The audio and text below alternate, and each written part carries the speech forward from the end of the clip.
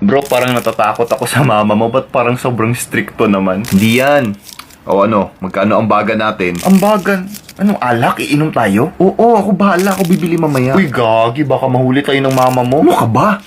My house, my rules. Dito lang tayo sa kwarto iinom mamaya. Walang iinom sa pamamahay ko, ha? Ikaw, Tyron, umayos ka, ha? Umayos ka. Gagi ka, bro. Tingnan mo, sabi ko na sa'yo. Mamaya na pagtulog sila ako bahala.